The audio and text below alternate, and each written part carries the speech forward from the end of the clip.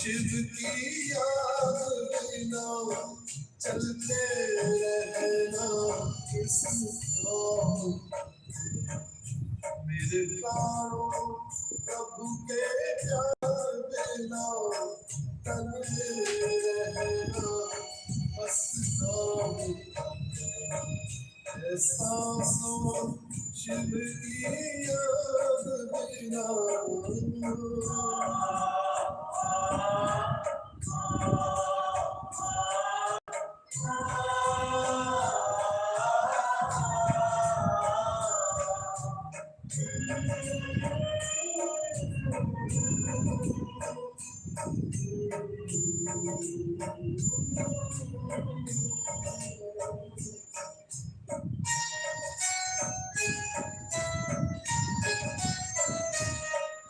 प्यासी धरती की प्यास बादल बरसे बरसात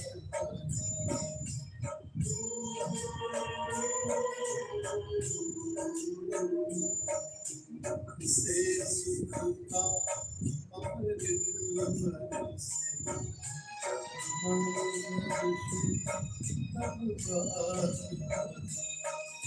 गुणगान किया नाम का, गुणगान किया नाम का, गाते रहना किस काम, ऐसा सो शिव की याद बिना।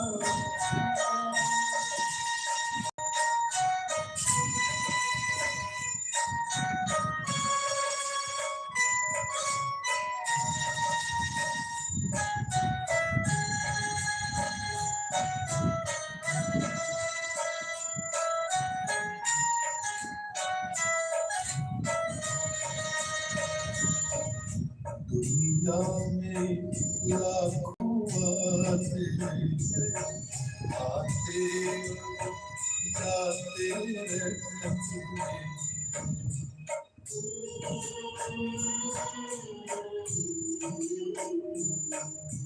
पर हमने जो बेकार करे और दिल से सेवा करते, मेरे मन ईश्वर के जान बिना, मेरे मन ईश्वर के जान बिना, फिरते रहना किस काम, ऐसा सो शिव की याद बिना चलते रहना किस काम,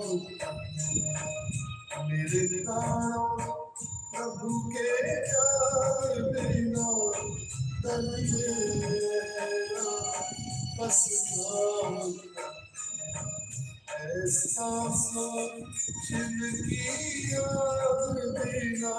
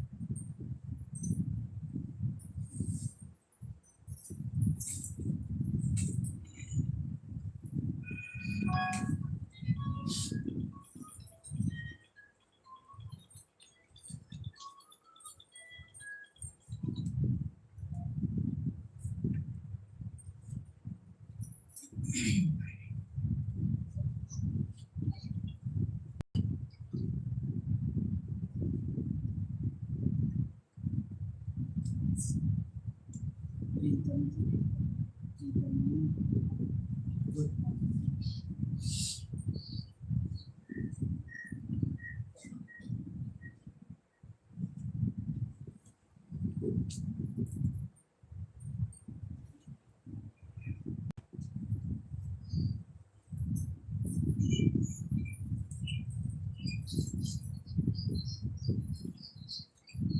इक्कीस अगस्त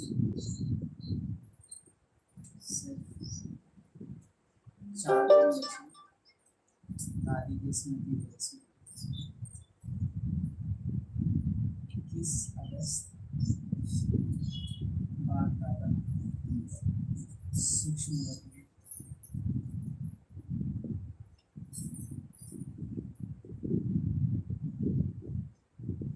मीठे बच्चे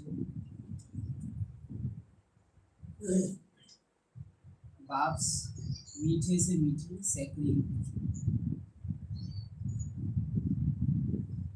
इसलिए और सब बातें छोड़ उस बाप को याद करो तो मीठी सैकड़ी बन जाए। बाबा ये शब्द इसलिए यूज करते हैं कि बाबा को भाव है कि दुनिया में सबसे ज़्यादा मीठे से मीठा क्या है, जिसको थोड़ा भी अगर किसी में मिलाओ तो उसका स्वाद बदलता है, तो वो है सैकड़ी। और सब बातें छोड़ उस बाप को याद करो तो सैकड़ी बन जाएगी। आप बाप को याद करेंगे तो इस घोर कलयुग में रहते हुए सिर्फ आप एक की उपस्थिति से ये कलयुग का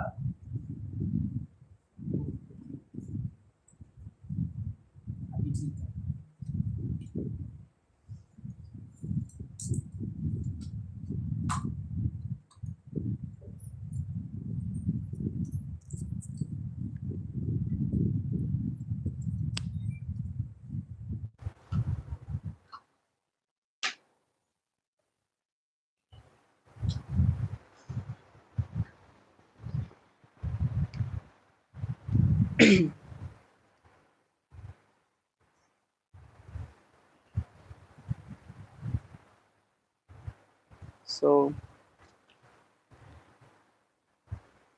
कलयुग का प्रभाव जिन पर ना पड़े, पर जिनके प्रभाव से कलयुग बदल जाए, जो स्वयं तमो प्रधान ना बने पर जिनके प्रभाव से तमो प्रधानता बदल जाए, उनको कहेंगे सेक्रीन, है ना। अभी आवाज आ रही है?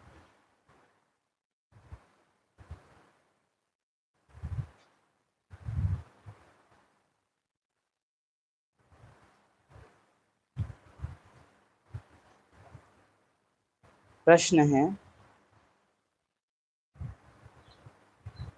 तुम बाप द्वारा श्रीमत लेकर अपने अंदर कौन से संस्कार भर रहे हो? उत्तर है, भविष्य में बिगर वजीर सारे विश्व पर राज्य करने के। तुम यहाँ आए ही हो भविष्य राजधानी चलाने की श्रीमत लेने। बाप तुम्हें ऐसी श्रीमत देते जो आधा कल्प तक कोई की राय लेने की दरकार नहीं। राय उन्हें लेनी पड़ती जिनकी बुद्धि कमजोर हो। कौन सी बुद्धि कमजोर बुद्धि होती है? एक आलसी बुद्धि हमेशा कमजोर होगी और एक एक्टिव बुद्धि, मेहनती बुद्धि हमेशा शक्तिशाली होगी। बुद्धि के बारे में बात ही ये है कि वो जितनी मेहनत करेगी उतनी पावरफुल बनेगी और जितनी लेजी होगी उतनी कमजोर होगी। बुद्धि के लिए आराम जहर समान है। जब बाबा ने कहा राय उन्हें लेनी पड़ती है जिनकी बुद्धि कमजोर हो, तो बहुत शुरू से समझते हैं। बाबा ने कहा तुम्हें वजीर लेने की जरूरत नहीं पड़ेगी, मैं तुमको वो ज्ञान देता हूँ। तो एक तो वजीर का अर्थ है मंत्रियों से जो बाहर में होते, लेकिन वजीर की भी जरूरत कब पड़ती है? जब मेरी अपनी एक राय बन जाती है, मेरी अपनी एक पर्सनैलिटी बन जाती है। मैं जो जीवन जी रहा हूँ उससे मैं अनुभव इकट्ठे करते जाता हूँ और उन अनुभवों को केवल मुझसे अलग रखने के बजाय मैं उनको अपना स्वरूप बना लेता हूँ। जैसे नारायण की आत्मा को अगर आप थोड़ा और कहीं शिफ्ट कर देंगे, जैसे त्रेता में भी शिफ्ट कर देंगे, तो वो आत्मा बहुत ही जल्दी त्रेता युग के एनवायरनमेंट को समझकर वहां के हिसाब से पार्ट बजाना शुरू कर देगी। ब्रह्मा आत्मा मीन्स ऑल राउंडर पार्टधारी। ऑल राउंडर आप कब बनते हो? जब आप अपने आसपास के वातावरण से जो सीख रहे हो उसके आधार पर अपने संस्कार नहीं बनाते, अपनी आदतें नहीं बनाते। अगर मैं जो कुछ सीख रहा हूँ उसके आधार पे तुरंत आदतें बनाता हूँ, राय बना लेता हूँ, ये आत्मा ऐसी, ये आत्मा वैसी। आप बाबा को नोटिस करेंगे, अभी तक तुम्हारा पुरुषार्थ ऐसे चल रहा है, अभी तक तो तुम आत्मा ऐसी हो, ये सेवा तुमसे बहुत वंडरफुल होती है, परंतु अगर ध्यान नहीं रखा तो माया आ जाएगी, माया का चांटा लग जाएगा। करंट में तुम्हारी कंडीशन क्या है, बाबा इस बात पे बहुत फोकस करते हैं। तुम पतित थे, पावन बन रहे हो, बन गए हो ऐसा बाबा नहीं कहते, बन रहे हो और संपूर्ण पावन तुम्हें बनना है, तो वो एम ऑब्जेक्ट होता है। हम मधुबन जाते हैं, बाबा मेरे तो एक आप दूसरा ना कोई, हमारी बिल्कुल ऐसी स्टेज हो जाती है कि यहाँ से जाए ही ना, है ना। फिर मधुबन से यहाँ आ जाते हैं तो फिर बाबा आपके अलावा 10 और, फिर बाबा की याद कम हो जाती है। विच मीन्स हम अपनी आदतें, अपने संस्कार, अपने एनवायरनमेंट, वायुमंडल जो दिखाई दे रहा है उसके हिसाब से बनाते हैं। और बुद्धि जब संस्कारों के आधार पे काम करती है तो यानी बुद्धि अब आत्मा की इंद्रिय की तरह नहीं लेकिन आत्मा के वजीर की तरह काम करेगी। क्योंकि बुद्धि की अपनी कोई पर्सनैलिटी नहीं होनी चाहिए थी, बुद्धि को आत्मा का नौकर होना चाहिए था, कि एक बहुत ही बुद्धिमान नौकर जो अपनी बुद्धि मालिक के आदेश अनुसार चलाता है, मालिक के आदेश से पहले नहीं चलाता, इसको कहते हैं नौकर। बुद्धि आलसी होके कैसी हो जाती है कि अच्छा ऐसा माहौल है तो ऐसे माहौल के हिसाब से फिक्स एक कमांड बना दो। जैसे किसी को रोज पानी पीने की आदत है तो अब रोज उनको उठते ही पानी दे दो, चाहे वो मांगे या ना मांगे। ये तो खैर एक दुनिया की बात हो गई, परंतु आदतों के हिसाब से कुछ कमांड अपने अंदर सेट कर लेना। जैसे सेंटर में बैठे हो तो मुरली सुनने की कमांड बुद्धि को दे रखी है, सेंटर से बाहर जाते ही व्यर्थ चिंतन की कमांड आपने अपनी बुद्धि को दे रखी है, लौकिक में जाते ही लौकिक संबंधों में आ जाने के संस्कार आपने बना रखे हैं। तो बुद्धि में, हर एक बुद्धि को पता है इस माहौल में मुझे ये करना है, इस माहौल में मुझे ये करना है, और इसमें आत्मा को डायरेक्शन देने की जरूरत नहीं पड़ती है। वो माहौल देखती है और अपने आप उसके हिसाब से एक्ट करना शुरू कर देती है। सेंटर में आपके सतो संस्कार निकल के आएंगे, लौकिक में रजो प्रधान या तमो, और इसमें आत्मा कमांड नहीं देती है। बुद्धि आलसी है, वजीर की तरह काम करती है और राजा के सामने ऑटोमेटिक वही पेश कर रही है। सी, राज्य दरबार लगाओ, वजीर राजा के सामने केस पेश कर रहा है, उसको ये पक्ष बताना है, ये पक्ष बताना है और फिर राजा पे डिसीजन छोड़ देना है। बुद्धि अभी हमारी कैसी वजीर है कि बुद्धि पहले से ही निर्णय कर लेगी कि ये दोषी है और ये सही है, मजबूरी है इसकी तो समाज और ये और वो, और राजा के सामने बताएगा ही ये कि इसकी गलती है, और उम्मीद है बुद्धि को पहले ही निर्णय सुनाएगी। इसको कहते हैं वजीर, कि पहले से ही उसने फैसले ले रखे, राय ले रखी है, अपनी राय बना रखी है ना। बाबा कहते, बाप तुमको जो ज्ञान देते हैं उससे तुम्हें वजीर की जरूरत नहीं पड़ती, विच मीन्स तुमको इच्छा मात्रम अविद्या बनाकर तुम्हारे सारे संस्कारों को चेंज करके मैं तुमको ऐसा बना देता हूँ कि तुम्हारी बुद्धि जजमेंट तुम्हारी मर्जी के बिना 21 जन्मों तक नहीं देगी, और उसके बाद देगी तो ज्ञान के संस्कारों के आधार पर देगी।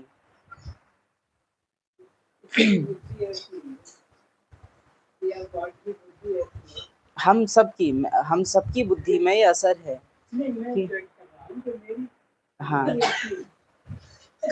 इसी को कहते हैं वजीर, राय बनाने वाले।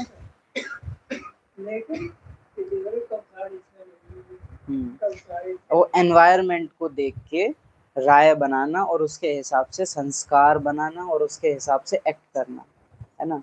अब इसका नुकसान क्या है, आपने आदत अपनी डाल ली है ये कि आप परिस्थिति के हिसाब से जजमेंट नहीं लोगे, परंतु जो रोज होता आ रहा है उसके हिसाब से जजमेंट लोगे, संस्कारों के हिसाब से। तो क्यों कई आत्माएं एंटी ओम मंडली बना पाई, क्योंकि उनका जजमेंट उनके संस्कारों के आधार पर था। क्यों कई आत्माएं बेगरी पार्ट में यज्ञ को छोड़ के चली गई, क्योंकि उन्होंने एक संस्कार, एक वायुमंडल सोचा कि हमको स्वर्ग मिलेगा, और उन्हें मिली रोटी आधी और मठा, छाछ डोडा। तो संस्कारों ने विरोध कर दिया, यहाँ रहने का नहीं है, जाओ। तो ये जो होती है ना वजीर बुद्धि, ये आपको ज्ञान में कभी भी एक रस अवस्था अचल अडोल रहने नहीं देगी। आपका मन चलेगा, आपका मन हिलेगा, बाबा के अगेंस्ट भी जाएगा, क्योंकि संस्कार शक्तिशाली हो जाते हैं। कुछ दिन पहले था ना स्वभाव और संस्कार, तो कौन ज्यादा पावरफुल होते। तो ये जो बुद्धि एनवायरनमेंट के हिसाब से जजमेंट लेके संस्कार बना लेती है, ये तो हो गए अपने संस्कार, है ना। फिर स्वभाव हो जाता कि आत्मा ने वो फीलिंग भी डाल रखी है उसमें कि हाँ ये सही तो है, तो फिर नेचुरल नेचर के रूप से वो संस्कार आपके पार्ट में दिखने लग जाते हैं कि बुद्धि एक बार को जजमेंट भी नहीं लेगी। जैसे मुझे पता है कि शराब पीने की आदत संस्कार मुझे है, शरीर मेरा जवाब दे देगा उसके बिना, लेकिन स्वभाव अगर मैंने बना लिया है अपना ड्रिंक करने का, संस्कार है ना सिर्फ, तो संस्कार अगर आएगा भी तो भी बुद्धि थोड़ा बहुत काम करेगी उसके ऊपर कि हाँ ये करना है या नहीं करना है। लेकिन जब स्वाभाविक संस्कार बन जाते हैं हमारे, तो वो सीधे एक्ट में आएंगे और बुद्धि अपना कोई जजमेंट उस पर नहीं देगी, आत्मा रोक नहीं पाएगी उसको, बुद्धि बीच से हट जाएगी। आप सामने से निकलोगे, आपके कदम मधुशाला की ओर मुड़ जाएंगे। स्वभाव माना ही नेचुरल जो हो जाए, है ना। तो वजीर बुद्धि से बचना है, अदरवाइज कलयुगी वातावरण लास्ट में आपको मिलेगा और उसके हिसाब से आप जजमेंट ले लोगे और बाबा से विमुख हो जाएंगे हम लास्ट में। इसलिए वजीर बुद्धि नहीं बनाए हैं हमें अपनी। और ये बहुत ज्यादा होगा, आप नोटिस करेंगे तो दिनचर्या में बार बार आप कोई निर्णय नहीं लेंगे, लेकिन आप जैसे अभी सेंटर में बैठे हो, आपके चेहरे पे शिकन नहीं है, सुकुड़न नहीं है, बहुत एक अच्छा खिला हुआ हंसमुख चेहरा है। लेकिन यही आप सड़क पे निकलेंगे या भीड़ भाड़ वाले मार्केट में, तो आपके माथे पर सुकुड़न आ जाएगी आपका चेहरा, आपकी आंखें भटकने वाली हो जाएंगी, क्योंकि वातावरण बदला, तो वजीर बुद्धि ने संस्कार चेंज कर दिए। तो हमारी बुद्धि पुरुषार्थ के आधार पे अभी नहीं चल रही है, वो चल रही है सामाजिक एक्सेप्टेंस के आधार पे कि यहाँ का समाज बीकेस वाला है तो यहाँ एक्सेप्टेंस मिलेगी मुस्कुराते हुए चेहरे को, और बाजार में क्योंकि पराई दुनिया है और वो सब मार्केट है, तो वहाँ पर ऐसे सुकुड़न चाहिए, बहुत कुछ विचार चाहिए, ये सब। तो बचना है इससे ऑलवेज। जिसकी बुद्धि संस्कारों के हिसाब से जजमेंट लेती है, उसको फिर वजीर की जरूरत पड़ेगी, क्योंकि उसको पता है कि मेरी तो राय पहले से ही बनी हुई है, तो मुझे कोई एक ऐसा चाहिए जो मुझे ऐसी राय दे सके जिसकी अपनी कोई राय बनी हुई नहीं है। सतयुगी आत्माएं कभी वजीर नहीं बनती, उनको कभी वजीर की जरूरत पड़ती नहीं है, लेकिन चंद्रवंशी आत्माओं के, सूर्यवंश के बाद वाली आत्माएं वजीर बनती हैं उनकी, क्योंकि चंद्रवंशियों को कुछ हद तक राय सलाह की जरूरत पड़ेगी, बुद्धि कुछ कुछ कमजोर होने लग जाएगी। क्योंकि याद रखना है 33 करोड़ आत्माओं में से ही बीके बनने हैं, और इन 33 करोड़ आत्माओं में कई आत्माएं आज भी यज्ञ की परंपराओं को तोड़ नहीं पाते, जो पुराने रीत चली आ रही हैं उनको तोड़ नहीं पाते। फॉर एग्जाम्पल अभी रक्षाबंधन आ रहा है, उस सेंस में ये बात कहेंगे कि अपने यज्ञ में राखी किस चीज का प्रतीक है, पवित्रता का। बट यज्ञ में राखी के जो गीत बजते हैं और उस दिन जो फीलिंग होती है वो किसकी हो जाती है, भाई बहन वाली। प्रॉब्लम नहीं है, बट ये आप चेंज देखेंगे कि यज्ञ के ट्रेडिशन को हमने अपने सामाजिक ट्रेडिशन से बदल दिया। और वहीं अगर आप देखेंगे भोग का ट्रेडिशन, तो वो हमने नहीं बदला। क्यों? क्योंकि वो समाज में भी पहले से एक्सेप्टेड है, इसीलिए यज्ञ में भी वो सेम चीज मिली तो हम उसको फॉलो कर रहे हैं। समर्पित निमित्त पीछे पीढ़ी वृद्धि बढ़ती है उस समय जो बूढ़ा की मांग रही है। 50 डाली का 10 का 100 तो वो वृत्ति जो है चेंज हो जाते हैं। देख रहे हैं और एक्चुअली हमको 10 रुपये डाले तो और जाने 500 डाले शांति अब जा रहे हैं तो जाने 10 रुपये रखे जा रहे हैं तो फिर वहाँ पैकेट बनाए के अच्छी तरह से। सो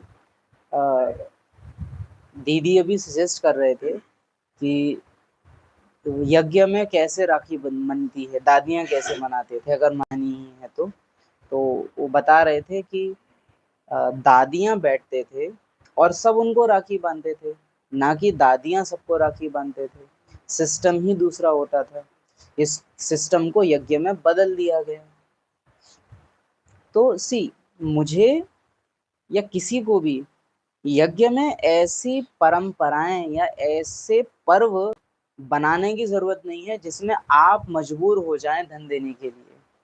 क्योंकि सिंपल है, राखी अगर हम आपको बांधेंगे तो आपको एक सामाजिक ट्रेडिशन की तरह बंधन है कि आपको उसमें धन रखना पड़ेगा, लेकिन हम आपके ऊपर छोड़ते हैं कि वो सिस्टम ही फॉलो नहीं करना है। और आप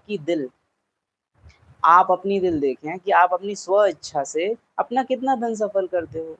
हम ऐसा क्यों बंधन बनाऊं जो आपको मजबूर करे।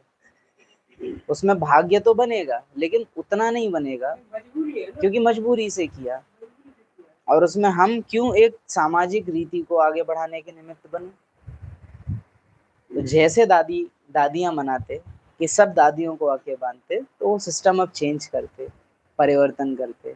जो आदिकाल में हुआ वही अंत में करते। और सबसे मुख्य बात याद रहे, यज्ञ में राखी पवित्रता का प्रतीक है, भाई बहन का नहीं। हम आत्माएं भाई हैं और हमको घर जाना है। तो मेन फीलिंग हमारी वो होनी चाहिए शुद्ध ज्ञान में। एक मुस्लिम बाबा ने बताया भाई बहन का वो तो होती है, भाई बहन पवित्र है। भाई बहन का भी रीजन प्योरिटी से है।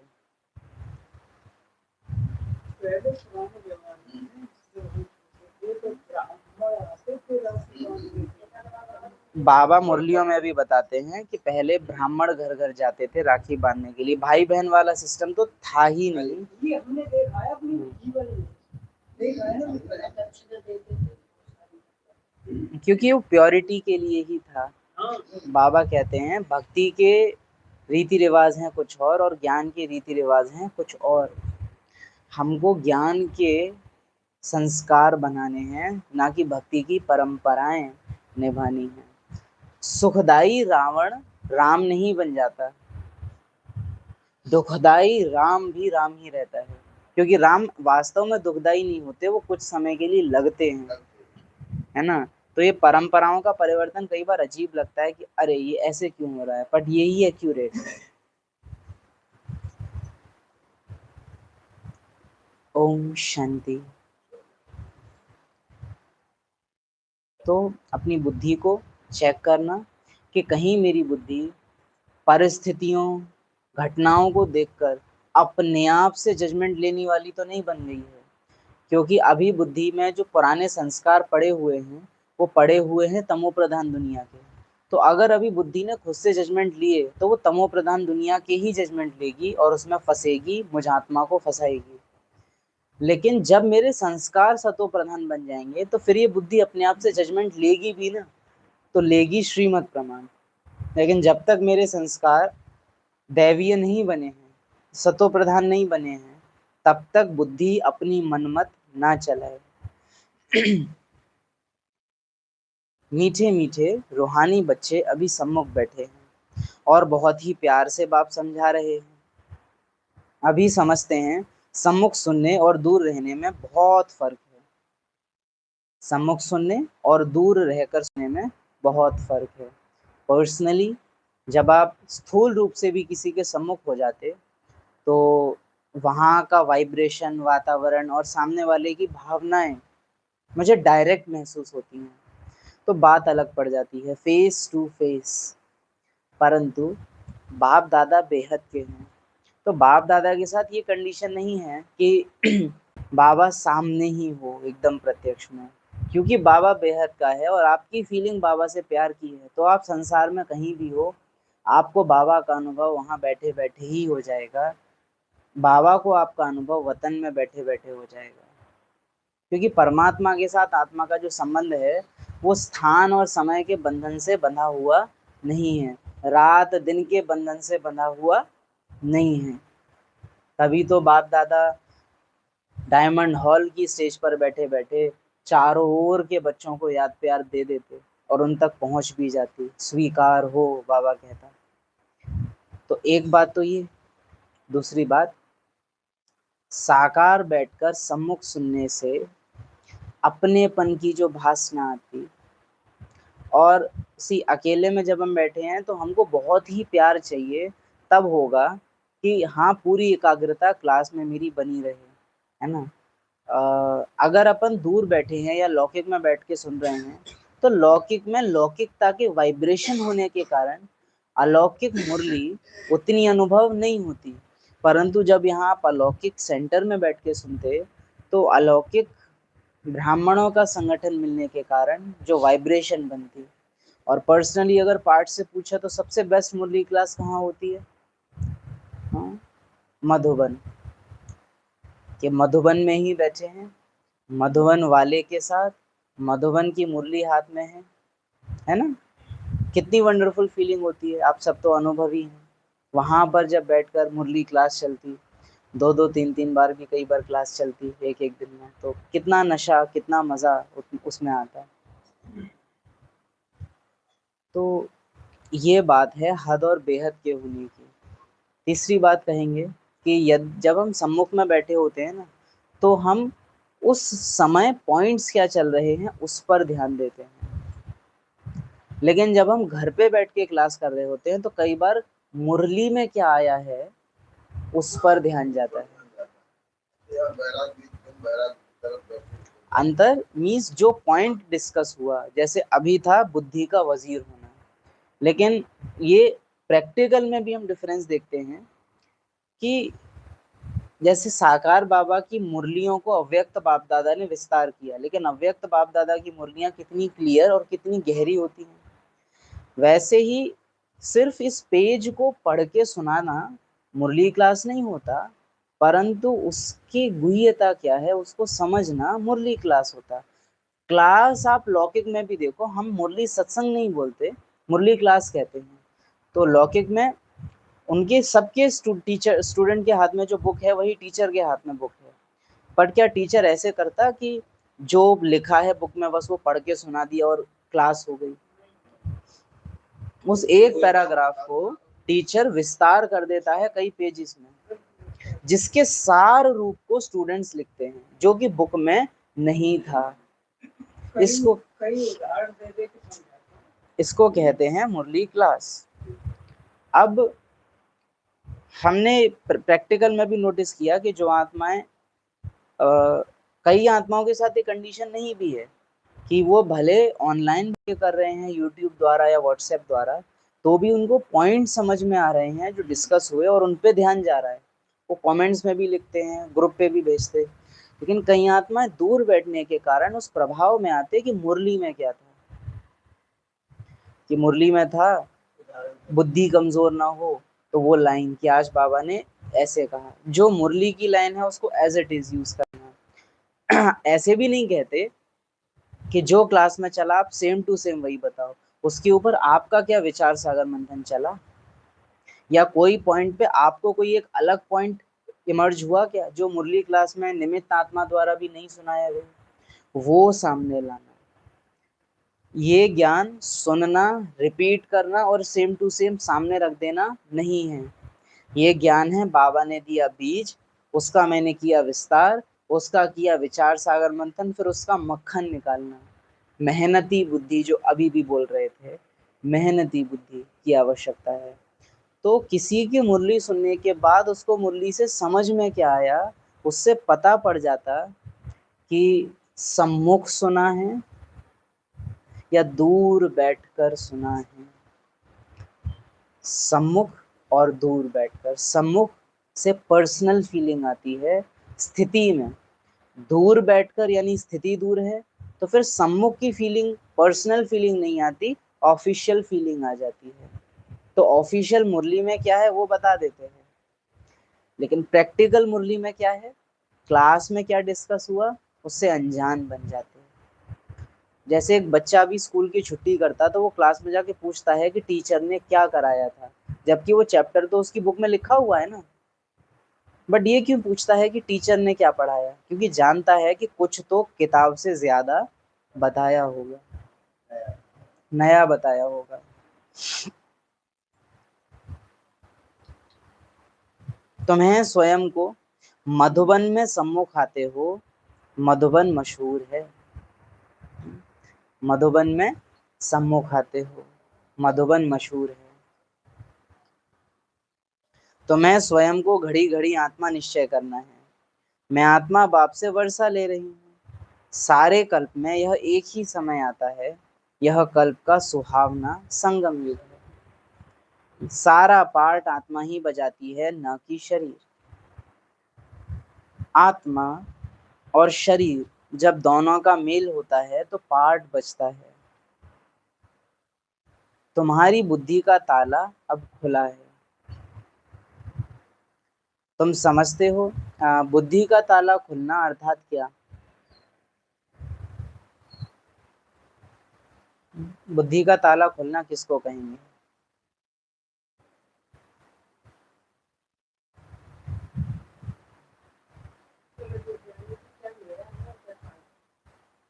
अंतर कर पाना, अंतर निरंतर, है ना।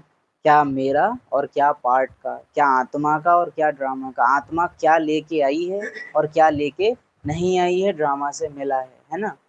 और प्रैक्टिकल में हम इसको समझें तो मेरी बुद्धि का ताला अभी अभी खुला हुआ है या मुरली क्लास सुनते टाइम खुला हुआ है, उसकी निशानी कि बाबा ने जैसे अभी कहा कि कर्म कौन करती है, आत्मा ही करती है, शरीर कर्म नहीं करता है।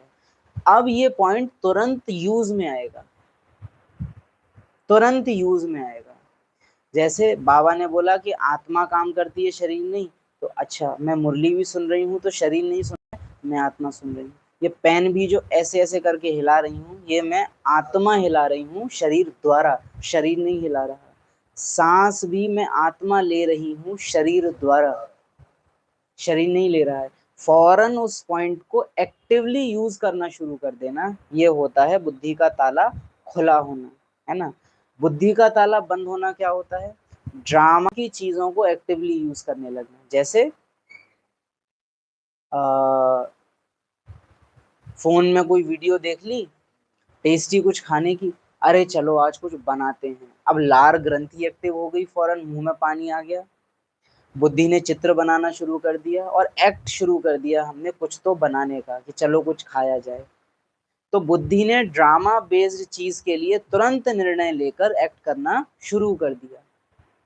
यह है बुद्धि का ताला बंद होना, क्योंकि ड्रामा बेस्ड चीजों को लेकर अगर आपकी बुद्धि तुरंत एक्ट करती है तो वो ड्रामा में फंसेगी।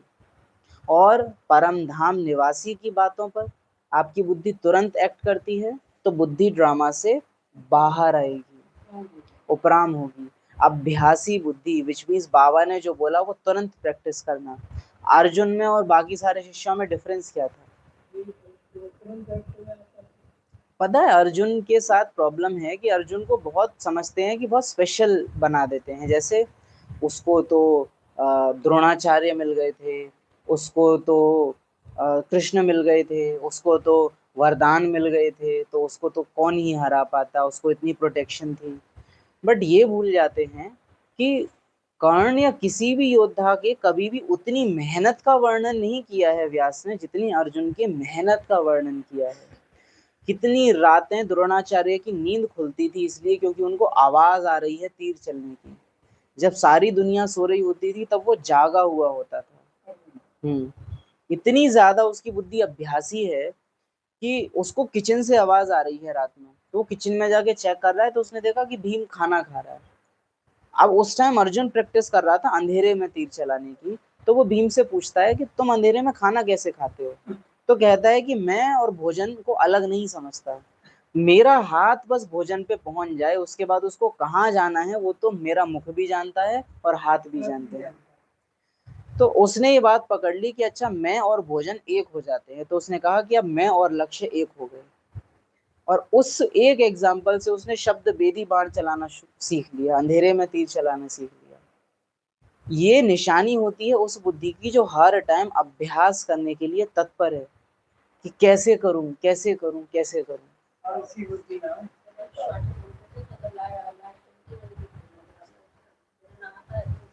आदत अनुसार वो हो जाता है। तो अब कर तो ये भी सकता था ना जो उनकी, खा रहे हो यार, अभ्यास करते करते भूख लग रही है, लाओ एक लड्डू मुझे भी दे दो। ये दिखाता कि अभ्यास ही बुद्धि नहीं है, बुद्धि ने जैसे ही खाना देखा चेंज हो गई, मेहनती बुद्धि हो गई। आप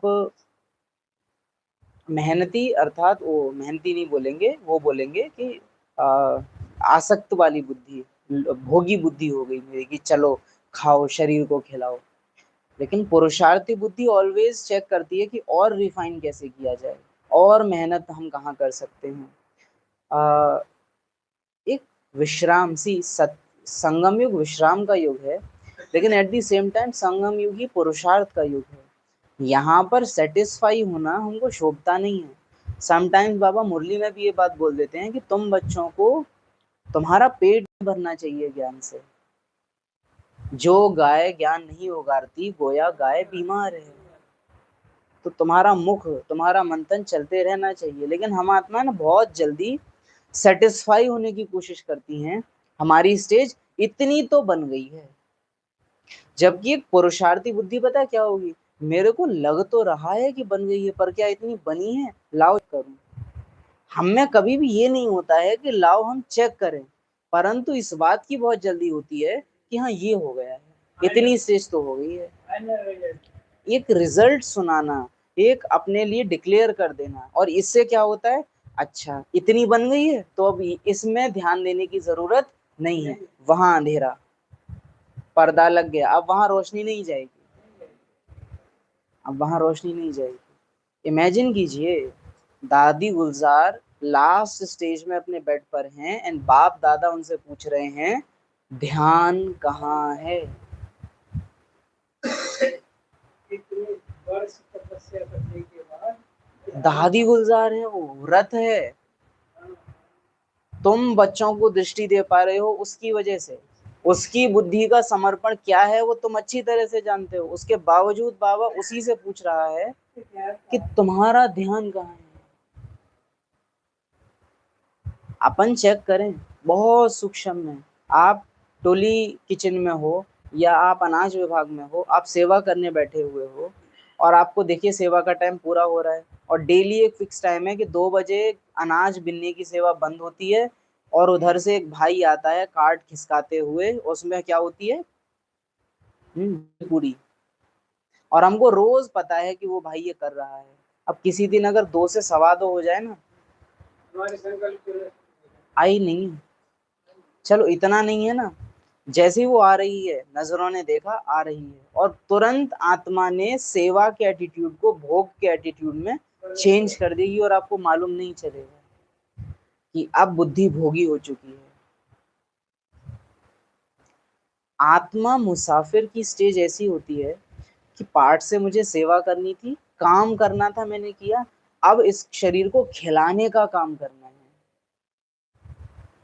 समझे, जैसे गेहूं साफ करना मैं भोगना नहीं थी कुछ भी, वो काम था, वैसे ही खाना खाना भी मेरी भोगना नहीं है, मुझे वो काम करना है कि शरीर को खिलाना है। बट आप पाएंगे कपड़े धोना काम है, भोजन खाना काम नहीं है, चाय पीना काम नहीं है, जबकि आत्मा शरीर द्वारा कपड़े धुलवा रही है और आत्मा ही शरीर द्वारा शरीर को खिला रही है। बट बॉडी कॉन्शियसनेस का मतलब ही है कि शरीर के बाहर की चीज है तो काम है, और शरीर के अंदर की या शरीर के ऊपर की चीज है तो वो भोगना है। वो मजबूरी हो जाती, वो कर्तव्य हो जाते, और ये चुनाव बन जाते।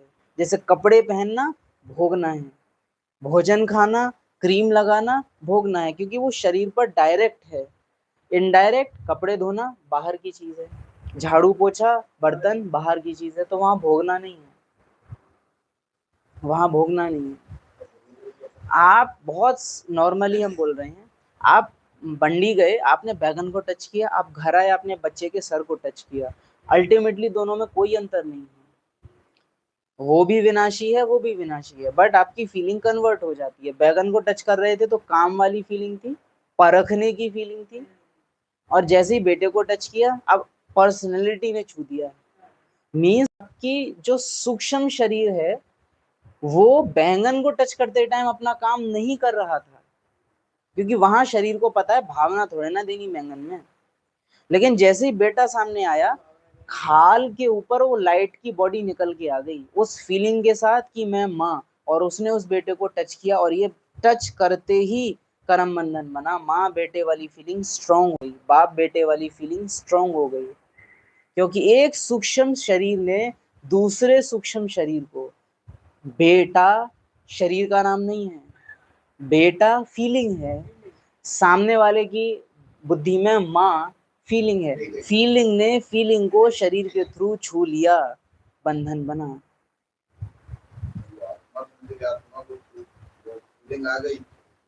आत्मा अछूत है, आप टच कर ही नहीं सकते, इसलिए आत्मिक रिश्ते नातों में बस दृष्टि लेन देन की जरूरत पड़ती है, और बहुत अनन्य रिश्ता है तो गले लग जाते हैं, बहुत अनन्य है तो।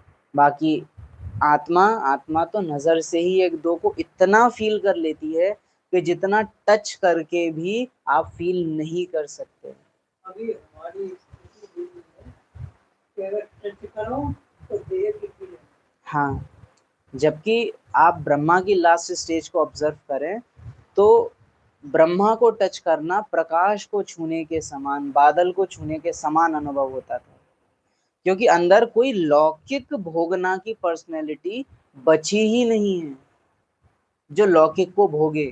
तो आप लौकिक में भले हो, उसके अंदर कुछ ऐसा है ही नहीं जो आपके लौकिक को रिस्पॉन्ड करे।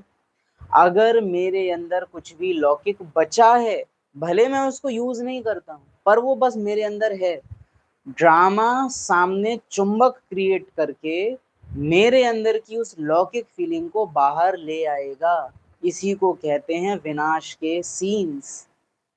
मीन्स ऐसे ऐसे चुंबकीय सीन्स को क्रिएट करना जो ब्राह्मणों के अंदर की तमो प्रधानता को बाहर निकाल के लाए, उनकी इच्छा के बिना, उनकी इच्छा के बिना। तो जितना जल्दी ये हमको है ना सर्टिफिकेट देना, उससे हम बस एक चीज कर रहे हैं, विनाश के लिए बहुत सारी चीजें अपने अंदर छोड़ दे रहे हैं। आज बाबा ने मुरली में बोला बुद्धि वजील नहीं होनी चाहिए, हमारी बुद्धि तो वजील नहीं है। इंस्टेंट पूरा एक्सप्लेनेशन सुना। अब पता है रावण इतना चालाक है, वो ज्ञान का एक्सप्लेनेशन सुनेगा, अच्छा इस मेथड से आत्मा चेक कर सकती है, वहीं जाके उसका रूप चेंज कर देगा। समस्या सुनने से पहले हम जज बन जाते हैं कई जैसे यहाँ इसमें था कि परिस्थिति के अनुसार पहले से ही राय बना लेना। तो अब रावण बुद्धि पहले से ही आत्मा को ऐसी घटना याद दिलाना शुरू कर देगी कि देख वहां परिस्थिति तो ऐसी थी लेकिन तूने जजमेंट तो लिया नहीं था, तो देख तेरी बुद्धि तो वैसी। जबकि कई ऐसी घटनाएं भी होंगी जहां बुद्धि असर में आई होगी। तो रावण बहुत क्विक होता है कि जैसे ही चेकिंग का कोई पॉइंट मिले उसको मिलते। सी अभी कुछ दिन पहले दीदी सुना रहे थे ना कि एक सेंटर पे हुआ, सेंटर पे का भोपाल में एक इंसिडेंट हुआ कि पड़ोसी ने ही उस लड़की की हत्या की थी, और वो पड़ोसी ही पुलिस के साथ घूम रहा था, और पुलिस को जहां कोई एविडेंस मिलता, शक मिलता, वो उस लड़के को शेयर करता, और वो लड़का ही कातिल था, वो उस एविडेंस को मिटा देता। तो बुद्धि, आप बॉडी कॉन्शियस हो आप चेकर होके नहीं बैठे हो, आप धर्मराज होके नहीं बैठे हो अपने लिए, आपको अपने को देना है सर्टिफिकेट कि हम में हाँ ये है, हम में हाँ ये है।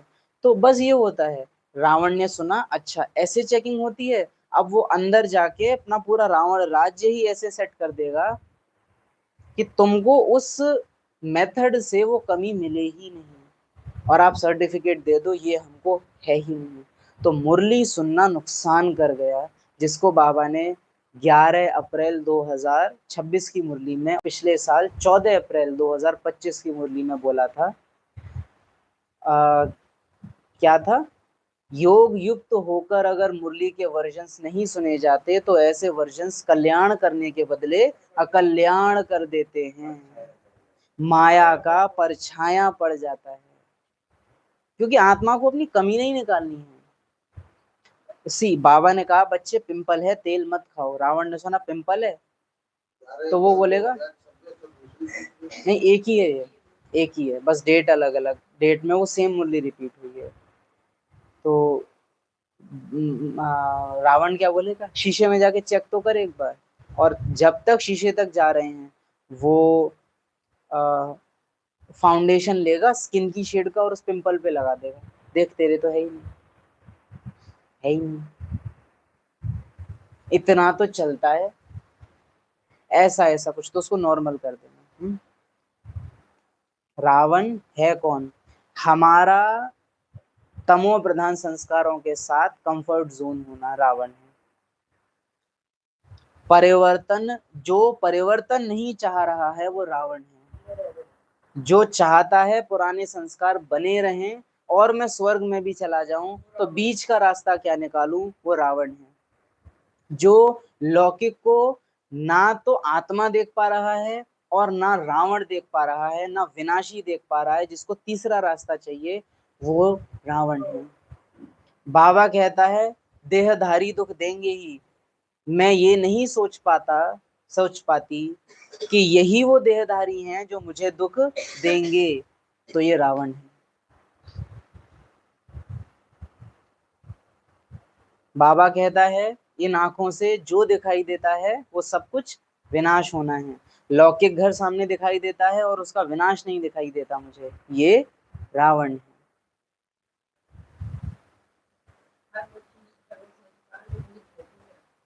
हर वो चीज, हर वो संस्कार जो मुझे धोखा देती है, जो मुझे सच्चाई देखने नहीं देती, वो रावण है।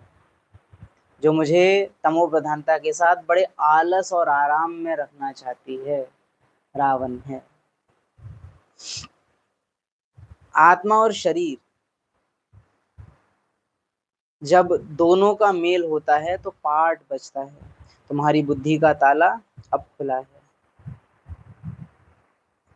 तुम समझते हो बरोबर आत्माएं परम धाम में रहती हैं, वह है इनकॉर्पोरियल वर्ल्ड, निराकारी दुनिया, यह है कॉर्पोरियल वर्ल्ड। यहाँ हम सब आत्माएं एक्टर्स, पार्टधारी हैं।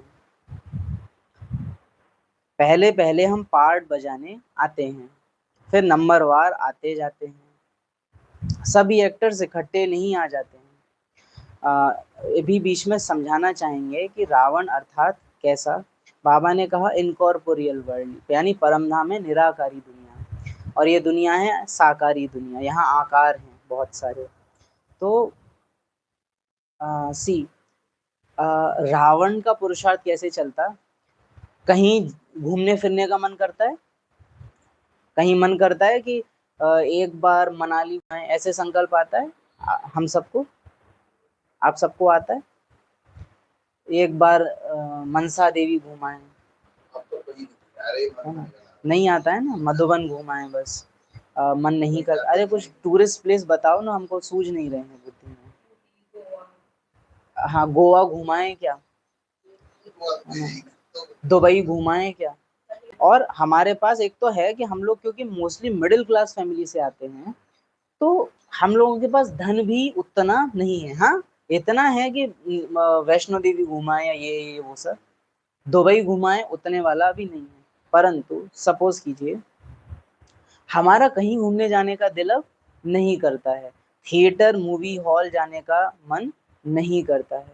लेकिन क्या हमारा मन ये करता है कि बाबा ने बोला परम धाम है निराकारी दुनिया, तो चलो मैं जाके अनुभव करके आऊं निराकारी दुनिया माना कैसी है। क्योंकि सोच के देखिए 5,000 साल से हम एक ऐसी दुनिया में रहने के आदी हैं जहाँ कुछ भी निराकार नहीं है, सब कुछ शेप है, आकार है, वजन है। और बाबा एक ऐसी दुनिया से आया है और मैं आत्मा भी एक ऐसी दुनिया से आई हूँ जहाँ कोई आकार नहीं है।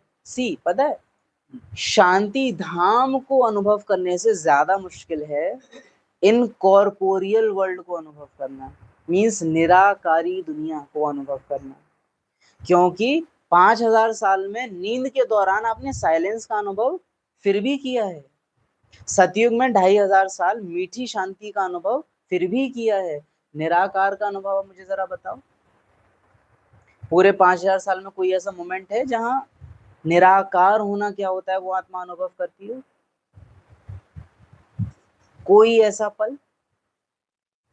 शांति फिर भी है, कई जगह है, निराकार कहाँ है? शिवलिंग एग्जिस्ट कर ही नहीं सकता, ड्रामा में कहीं भी कुछ भी निराकारी हो ही नहीं सकता, बिकॉज ड्रामा माना ही आकार, ड्रामा माना अभिव्यक्ति, और घर माना अव्यक्त, जो व्यक्त हो ही नहीं सकता।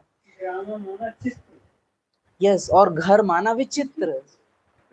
तो ये इतनी अजीब चीज है, लिटरली हमको कोई अंदाजा नहीं है कि निराकारी दुनिया कैसी है, कोई अनुभव नहीं है। और बाबा कहता है तुम आए हो इनकॉर्पोरियल वर्ल्ड से, और हम बस सुनते हैं और उसको इग्नोर कर देते हैं। निराकारी सिजरा, निराकारी झाड़। अब आप सोचो, झाड़ माना आकार, निराकारी यानी जिसका कोई आकार नहीं। कैसे बाबा बोल रहा है ये दोनों चीजें एक साथ? सिजरा यानी जहाँ कॉम्बिनेशन में एक स्ट्रक्चर में आत्माएं लगी हुई हैं, निराकारी यानी जिनका कोई आकार नहीं है। जिसका कोई आकार नहीं है उनको आपने एक कतार में लगा कैसे दिया? बाबा हमको छत्ता दिखाता है कि बिंदी भी आकार है, और बाबा कहते हैं आत्मा बिंदी मिसल है, बिंदी नहीं है, मिसल है। एक टाइम में तो बाबा अंगुष्ठाकार बोल देते थे, वो तो बुद्धि के हिसाब से है कि सामने बुद्धि कैसी बैठी है, लेकिन मूल बात है आत्मा अव्यक्त है, इन आंखों से देखा नहीं जा सकता। बिंदी तो इन आंखों से देख सकती है, सूक्ष्म, छोटी नहीं, महीन नहीं, सूक्ष्म। सूक्ष्म माना जो देखा नहीं जा सकता। तो अपन को कोई अंदाजा नहीं है। बट रावण का कंफर्ट जोन क्या है? घूमने जाना है कहीं, दुबई, मनाली, अमेरिका नहीं। परमधाम जाना है, वो भी नहीं। एक comfort zone, centre Madhuban, centre Madhuban. Comfortable ज्ञानी लिमिटेड रावण, कि जो विकारों में तो नहीं जा रहा है परंतु निर्विकारी भी नहीं बन रहा है, जिसने एक लिमिट तक पुरुषार्थ करने के बाद पुरुषार्थ करना बंद कर दिया है। कहना नहीं चाहते परंतु सतो प्रधान रावण, सभ्य रावण कि एक कंफर्ट जोन में आ गया है। और सेंटर पर मधुबन में या गृहस्थी में रहने वाली अनेकों आत्माओं की स्टेज ये है कि एक लेवल पे आके पुरुषार्थ रुक गया है ना, ये स्टेज होती है। सो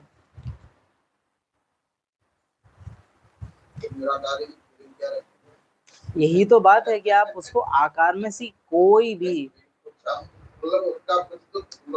अच्छा एक बात बताइए, अगर वो व्यक्त करना संभव होता ना कि निराकारी दुनिया एक्चुअली है कैसी, तो बाबा बता देता।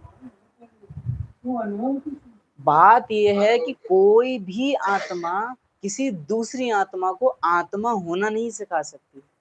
वो ये बता सकती है कि तुम भी आत्मा हो, लेकिन आत्मा होना क्या होता है ये बताया नहीं जा सकता। वो स्वयं को अनुभव करना होगा कि अच्छा ये होता है। गूंगे का गुड़, बाबा शब्द यूज करते हैं कि आत्महिमानी स्थिति क्या है? गूंगे का गुड़। गूंगे का गुड़ अर्थात गूंगा बता नहीं सकता, लेकिन उसे स्वाद आया है। ये दूसरी बात बाबा बोलते हैं कि गुड़ जाने गुड़ की गोथरी जाने। अपनी घोट तो नशा अपनी घोट तो नशा चढ़े, जो ओटे सो अर्जुन, अपने मरे स्वर्ग मिलेगा। ये सब चीजें हमको एक बात बताती हैं, कोई दूसरा इशारा दे सकता है, अनुभव नहीं करा सकता। किसी और की दृष्टि या किसी और की क्लास या किसी और के संग से आपको अनुभव भी हो रहा है ना, उसमें आपके अपने अभ्यास की मार्जिन होती है। प्योरली कोई दूसरी आत्मा आपको अनुभव भी नहीं करा सकती बिना आपकी मर्जी के, है ना। ज्ञान तेरा समझा सकता है, मुश्किल है सुनाना। हाँ, काहे को गीत बना कि तेरा वो प्यार है बाबा जो समझाया नहीं जाता, बरस जाता है नैनों से बतलाया। कोई मुझसे पूछे अगर मुझसे कि प्यार कैसा है, तो कहूंगी करके देखो। इतनी वंडरफुल लाइन है कि करके देखो रो, मजेदार है। पूरे कल्प में नहीं मिलेगा इतना कहती हूँ, परंतु करके देखो। बतलाया वो नहीं जाता, दिखाया नहीं जाता, समझाया नहीं जाता, सुनाया नहीं जाता, अव्यक्त अव्यक्त। साकार में मिलने का संकल्प आता है, वो तो मिलेंगे, संस्कार मिलने हैं तो मिलने अभी होगा ही, और वो तो हमको भी संकल्प रहता, फीलिंग रहती कि मिलेंगे। इंतजार है मधुबन घर का, संगम मधुबन में संगम का। सब नदियां अपने अपने स्थान से चलेंगी और संगम में मिलेंगी। सभी एक्टर्स इकट्ठे नहीं आ सकते। क्या बोला था बाबा ने ऊपर? मधुबन मशहूर है, बीच है ना, मधुबन है बीच, बीज। सभी एक्टर्स इकट्ठे नहीं आ जाते, सब इकट्ठे तब होते हैं जब नाटक पूरा होता है। बाप सारा समय पार्ट बजाने नहीं आते, हम ही पार्ट बजाते बजाते तमो प्रधान बन जाते हैं। अभी तुम बच्चों को सम्मुख सुनने से बड़ा मजा आता है, इतनी मजा मुरली पढ़ने से नहीं आता। कैसे? सी, पढ़ना एक क्रिया है, सुनना क्रिया है, समझना अनुभव है, वो आत्मा की एक्ट है। क्योंकि समझने के लिए आत्मा को बॉडी के किसी ऑर्गन की जरूरत नहीं होती है। समझना आत्मा की सूक्ष्म शक्ति है, सुनना आत्मा की स्थूल शक्ति है, पढ़ना आत्मा की स्थूल शक्ति है, समझना पर्सनल आत्मा की पावर है।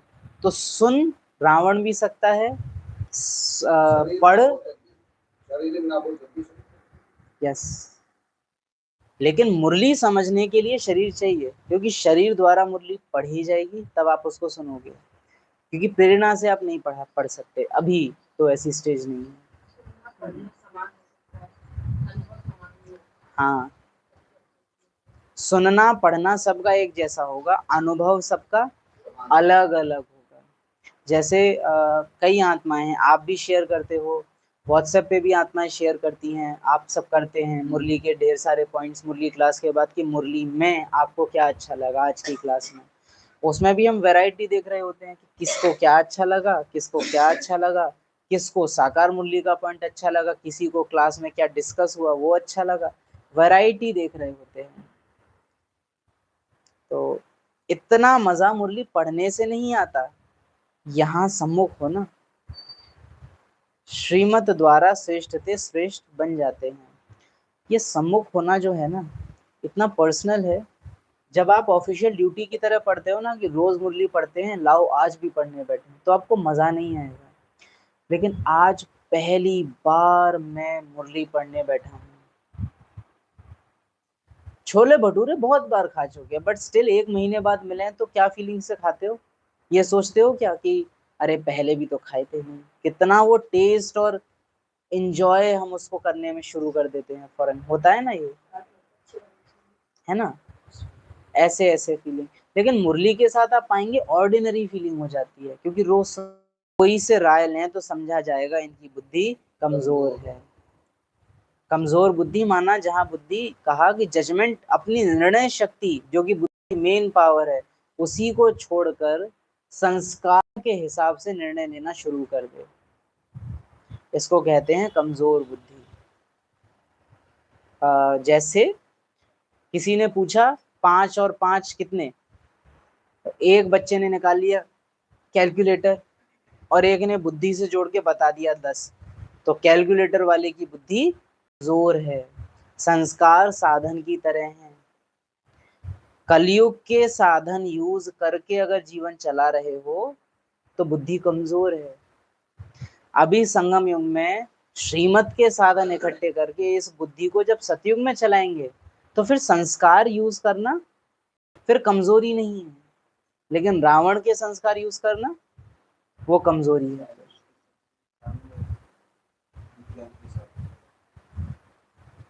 अगर अभी साधन अगर फेल हो जाए तो बहुत सारे लोग के दुकानदार जो है शायद हजार आज की डेट में अभी जो श्रीमत मिलती है सतयुग में भी कायम रहती है। अब तुम्हारी आत्मा फ्रेश हो रही है। अभी तुम बच्चों को देही अभिमानी बनना है। शांति धाम से आकर यहाँ तुम टॉकी बने हो। टॉकी होने बगैर कर्म हो ना सके, यह बड़ी समझने की बातें हैं। वह बजाती रहती है और संस्कारों अनुसार दूसरा जन्म लेती रहती है। जो बाबा ने कहा ना, इस शांति धाम से यहाँ आकर तुम टॉकी बने हो, सो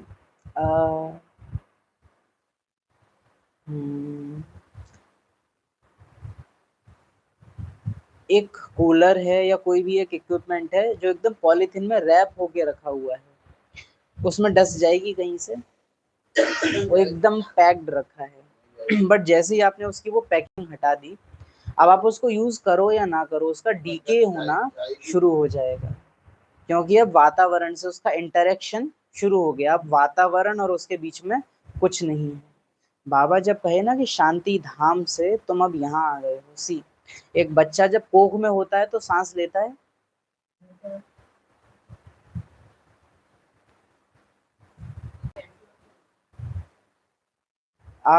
मदर के जो ब्लड वेसल्स हैं उसके थ्रू ही ऑक्सीजन बच्चे को पहुंच रही होती है, क्योंकि अंदर एनवायरनमेंट ही वो नहीं है कि वो वहाँ सांस ले पाए। तो मदर जो सांस ले रही है वही सांस का ऑक्सीजन उस तक पहुंच रहा है। मदर जो खा रही है उसका ही प्योर जूस बच्चे तक पहुंच रहा होता है। ये है परम धाम निवासी बन के पार्ट बजाने की स्टेज, कि जहां आप तक सारी भोगनाएं ड्रामा के सारे टेस्ट पहुंच तो रहे हैं, लेकिन आप कुछ नहीं कर रहे हो उसके लिए। लेकिन बच्चे का जैसे ही जन्म होता है, मीन्स बाबा ने बोला तुम ड्रामा में आने से टॉकी बने हो, तो जैसे ही बच्चे का जन्म होता है अब उसकी आंख भी खुलती है, वो देखना शुरू कर देता है, उसकी सांसें भी चलना शुरू हो जाती हैं, उसकी आवाज भी एकदम से निकलना शुरू हो जाती है, उसके सारा एक्ट एकदम से स्टार्ट हो जाता है, क्योंकि टॉकी बन गया। टॉकी बन गया, ये हो गया स्थूल। सूक्ष्म में परम धाम में कोई भी आत्मा की एक्ट खुलती नहीं है, क्योंकि वहां एक्ट करने के साधन ही उपलब्ध नहीं है। कोशिश करो, मैं आत्मा ड्रामा में हर घड़ी कुछ ना कुछ एक्ट कर ही रही होती हूँ, लेकिन मैं आत्मा आई एक ऐसी दुनिया से हूँ जहाँ मैं हूँ तो सही, लेकिन मैं कोई एक्ट कर नहीं रही। कोई भी पल ड्रामा में ऐसा नहीं है जहाँ आपको कोई महसूसता ना हो रही हो, लेकिन घर में आत्मा ऐसी स्टेज में है जहाँ आत्मा है और उसको कोई महसूसता नहीं है सिवाय साइलेंस के। उस स्टेज को कि वो स्टेज होगी कैसी, उसकी क्यूरियोसिटी, अपने अंदर उत्कंठा लाने की कोशिश करो। जैसे एक बच्चा जानने की कोशिश करे कि जब मैं गर्भ में था तो मैं कैसे वहां रहता हूँगा, अगर कोई कोशिश करे ये जानने की, ये बिल्कुल वैसे है कि जब मैं भी नहीं था तब मैं कैसा था। अनादि स्वरूप को अनुभव करने की कोशिश करना।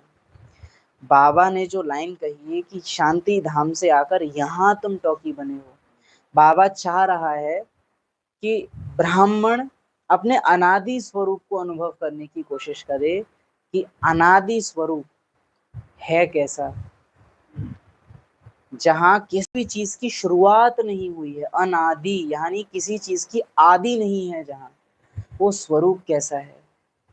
कैसी होगी वो स्टेज बाबा, जब कोई विचार ही मुझे नहीं आ रहा होगा। कैसी होगी वो स्टेज, जब मेरी बुद्धि कोई जजमेंट नहीं ले रही होगी। जरा मुझे अनुभव तो कराओ, आप तो रहते ही उस अनुभव में हो, जरा मुझे तो बताओ कि वो अनुभव है कैसा। मैं जानना चाहती हूँ। मैं आत्मा अनुभव कर करके अब थक गई हूँ। आवाजें सुन सुनकर, विचारों को देख देख कर अब मैं आत्मा थक गई हूँ। मुझे मेरा अनादि स्वरूप अनुभव करना है। ये लाइंस बाबा क्यों बोल रहा होता है? कल था ना, राम तुम्हारी सारी शुद्ध इच्छाएं पूरी करते हैं। तो शुद्ध इच्छाएं हैं पूरी तो वो तब करे। शुद्ध इच्छा जानकर जैसे ये इच्छा एक शुद्ध इच्छा है, दिन प्रतिदिन आत्मा की प्योरिटी की डिग्री कम होती जाती है। पतित अक्षर द्वापर के बाद काम में लाते हैं। जितना जो पुरुषार्थ करेंगे ऊंच पद पाएंगे। बाप के पास कोई फर्क नहीं है। बाप जानते हैं हम आत्माओं को पढ़ाते हैं। आत्मा हर एक अपने लिए पुरुषार्थ करती है। अभी यह बेहद का नाटक आकर पूरा हुआ। बाबा ने एक लाइन कही अभी, बाप के पास कोई फर्क नहीं है। बाप के पास फर्क नहीं है। ये लाइन ऐसी है कि मेरे पास हवा नहीं है, मुझे हवा नहीं आ रही, या मैं फर्क कर नहीं सकता। बाबा ने क्या बोला? मेरे पास फर्क नहीं है, एबिलिटी टू जज। मैं फर्क कर ही नहीं सकता। मेरे पास फर्क नहीं है।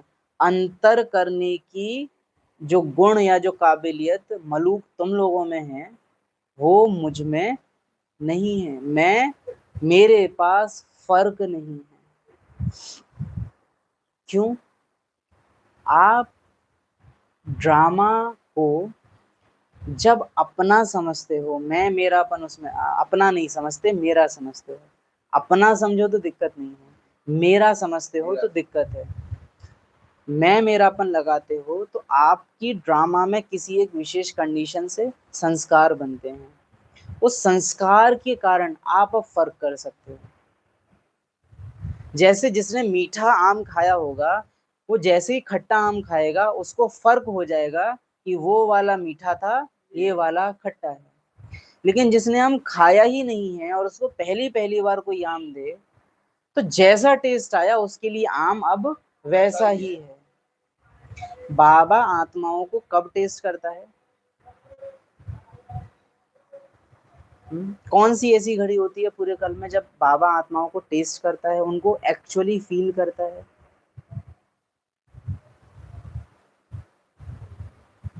परम धाम में, उनके संपूर्ण स्वरूप में, उनके कंबाइंड स्वरूप में।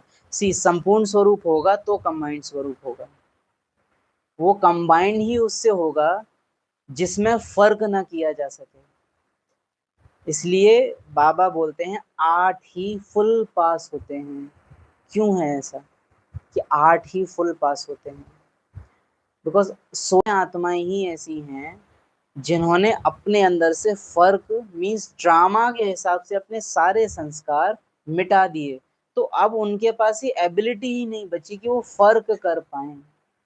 तो बाबा उनको अपने समान स्टेज देता है, तुम फर्क नहीं कर सकते, चलो मेरे साथ, तुमको परम धाम के भी टॉप पॉइंट पर बिठाता हूँ। सारी आत्माओं को देखना कि इनमें कोई फर्क नहीं है, और साथ ही साथ उनके पार्ट को भी देखना कि इतने फर्क वाला पार्ट इन्होंने बजाया है। लेकिन ये स्थिति उन्होंने बनाई तो संगम पर, बनाई संगम पर है कि पार्ट बजाया बिना किसी पुराने संस्कार को यूज किए।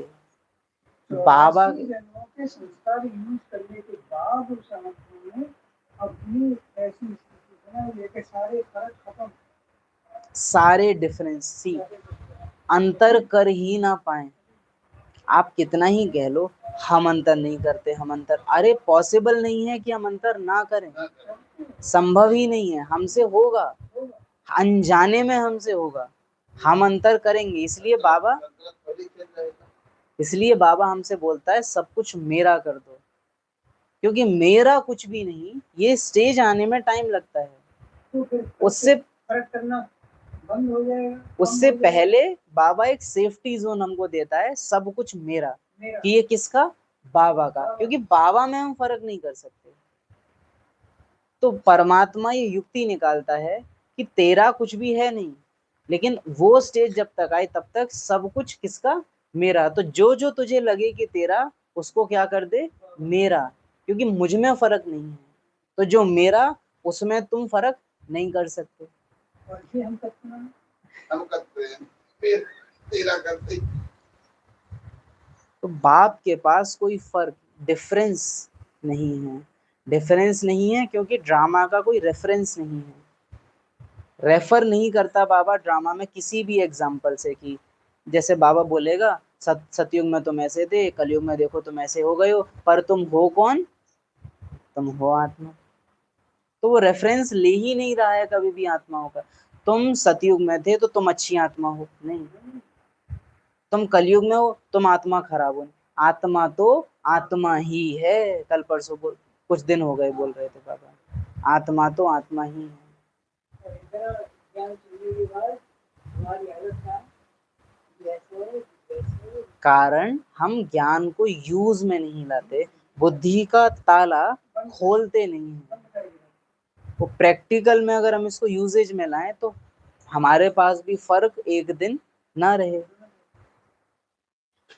अभी यह बेहद का नाटक आकर पूरा हुआ, सभी आत्माएं मच्छरों में सल जाएंगी। इस समय कोई भी आत्मा आए तो पतित दुनिया में उनकी वैल्यू क्या होगी। वास्तव में वैल्यू उनकी है जो पहले पहले नई दुनिया में आते हैं। बाप को याद करना है, माया का वंडर है जो घड़ी घड़ी तुमको भुला देती है। इसके लिए उपाय रचना चाहिए, ये नहीं कि मेरा बनने से याद जम जाएगी। बाकी पुरुषार्थ क्या करेंगे, नहीं, जब तक जीना है पुरुषार्थ करना है। यह समझते हो हमारा ही अंतिम जन्म है।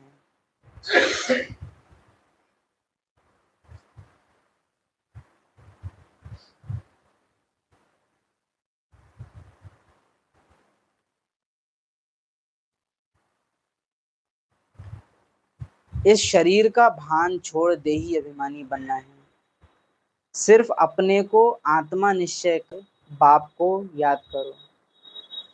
त्वमेव माता च पिता, तुमको सिर्फ एक अल्फ को याद करना है। एक मैं ही सैक्रीन हूँ, तुम भी और सब बातें छोड़ बहुत मीठी सैक्रीन हो जाओ। एक ही मैं सैक्रीन हूँ, तुम भी और सब बातें छोड़ बहुत मीठी सैक्रीन हो जाओ।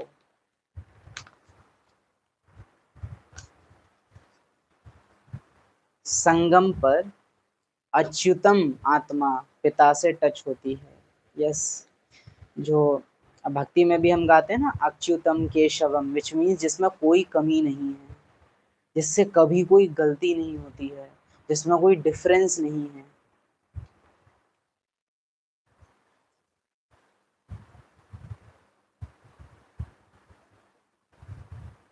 मच बाप आते ही हैं, हाँ यहाँ से है। इस ड्रामा, अभी तुम्हारी आत्मा तमो प्रधान बनी है, उसको सतो प्रधान बनाने के लिए याद की यात्रा में रहो। अच्छा, हम सतो प्रधान क्यों नहीं बनते बाबा को याद करने के लिए। जैसे अभी कोई हमसे कहे कि 10 लीटर फ्री में तेल लेने के लिए वहां लाइन में लगो, तो हम लगेंगे। तो बाबा जब कहता है कि मुझे याद करो तो सतो प्रधान बन जाएंगे, सो क्यों।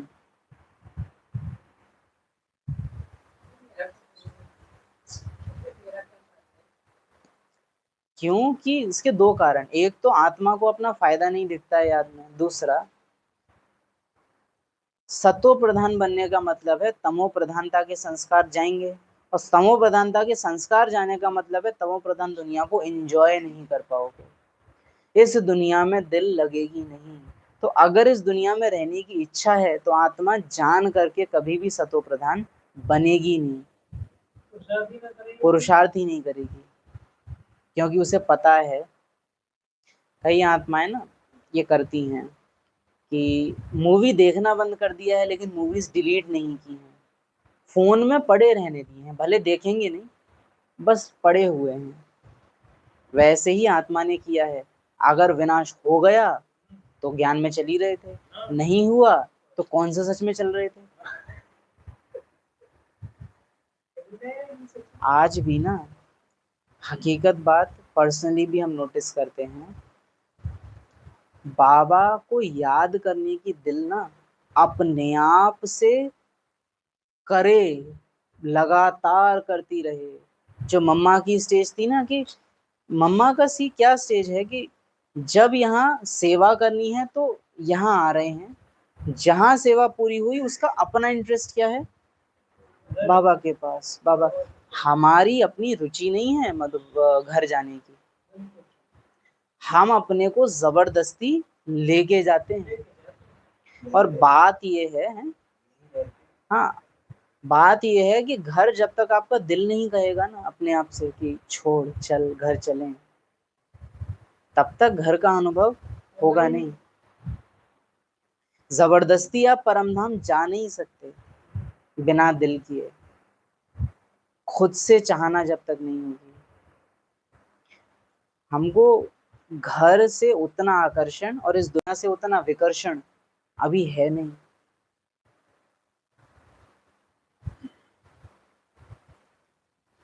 अभी मधुबन में आइसक्रीम मिले, हमारी शायद एक अच्छी खासी दिल कर जाएगी उसको खाने की।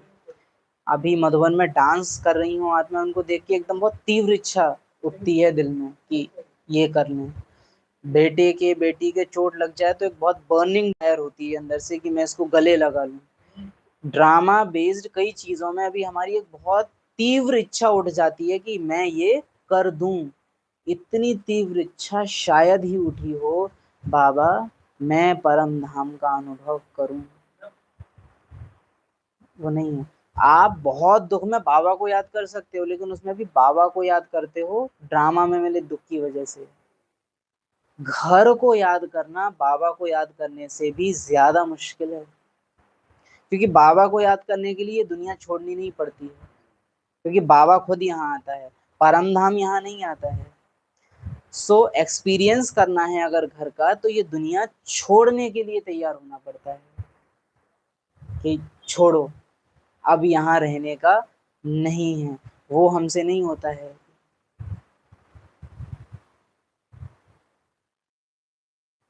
इस ड्रामा में हर एक को अपना पार्ट रिपीट करना है। इस ड्रामा के अंदर सबसे जास्ती पार्ट हमारा है, सुख भी सबसे जास्ती हमको मिलेगा,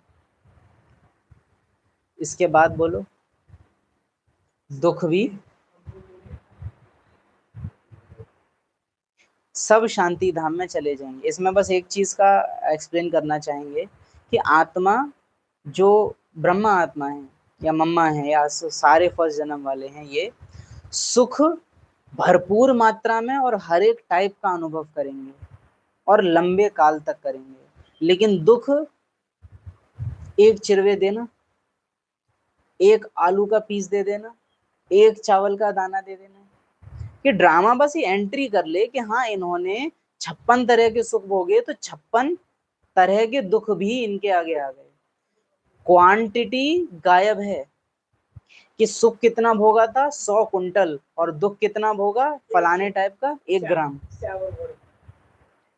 तो ड्रामा को बस यहाँ ये रजिस्टर मेंटेन करना होता है सतो प्रधान आत्माओं के लिए कि सारे सुख अनुभव किए, हाँ, भरपूर मात्रा में किए, हाँ, सारे दुख अनुभव किए, हाँ, मात्रा गायब, वो वाला कॉलम ही नहीं है ब्राह्मण आत्माओं के लिए। जबकि जो बाई प्लॉट्स हैं उनके लिए दोनों कॉलम होते हैं, सुख वो किस क्वांटिटी में अनुभव करेंगे और दुख भी वो किस किस टाइप के और किस किस क्वांटिटी के अनुभव करेंगे, वो सारा कॉलम रहता है उनका। जास्ती हम विस्तार में क्यों जाएं, बाप आते ही हैं सबको ले जाने, सब शांति धाम में चले जाएंगे, हिसाब किताब चुप तू कर, जास्ती विस्तार में हम क्यों जाएं। बाप आते ही हैं सबको वापस ले जाने, मच्छरों सदृश सबको ले जाते हैं, शरीर खत्म हो जाएंगे, बाकी आत्मा जो पवित्र अविनाशी है वह हिसाब किताब चुकतू कर चली जाएगी। ऐसे नहीं कि आत्मा आग में पड़ने से पवित्र होगी, आत्मा को याद रूपी योग से ही पवित्र होना है। योग की अग्नि है यह, आत्माएं सब सीताएं हैं। रावण की जेल शोक वाटिका में है, यहाँ का सुख तो काग विष्टा मिसल है। नाउ चेक, कहीं भी तोड़ निभाने के लिए गए संबंधी, यहाँ प्रोग्राम है, हमको अच्छा नहीं लगता है, ये बात राइट है। रिश्तेदारों के पास इतनी स्टेज तो अब हो गई है कि हमको उतना अच्छा अब नहीं लगता, पर जितना सीता को रावण की शोक वाटिका में लगे, क्या वैसा लगता है? पता है हम लोग का क्या है? पता है कि चाय पीने से कुछ होगा, बुरी भी लग रही है लेकिन पिएंगे। वैसे ही मुझे पता है कि लौकिक संबंधियों के साथ मुझे अच्छा नहीं लग रहा है, क्योंकि ज्ञान अंदर हावी है, उसका राज्य अंदर बढ़ रहा है, तो वो ज्ञान डिस्कम्फर्ट फील कर रहा है उनके साथ, और मुझे ज्ञान अच्छा लगता है, तो ज्ञान को जहां अच्छा नहीं लग रहा वहां मुझे भी अच्छा नहीं लग रहा।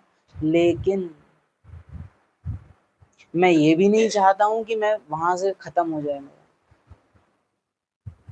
इसी मोमेंट में बाबा अगर मुझे ऑफर दे कि बच्चे लौकिक से सारा हिसाब किताब मैं तुम्हारा खत्म करता हूं, चलो मधुबन, रहो वहां पे, कोई तुम्हारा जान पहचान वाला, तुम ब्राह्मण सब हैं पर पार्ट की जान पहचान वाला वहां कोई नहीं है, और ना ही कोई मिलने आएगा। हिसाब किताब मैं तुम्हारा सब खत्म करता हूँ लौकिक का, कोई फोन नंबर नहीं, कहीं कोई पुराना बचेगा ही नहीं, ना पुराने कोई फोटोज बचेंगे, कुछ नहीं। चलो, तैयार हैं हम? भाई तैयार है। मुझे कहा था भाई ने कि हम तो यहाँ पे बर्तन वहाँ साफ करेगा, अच्छा,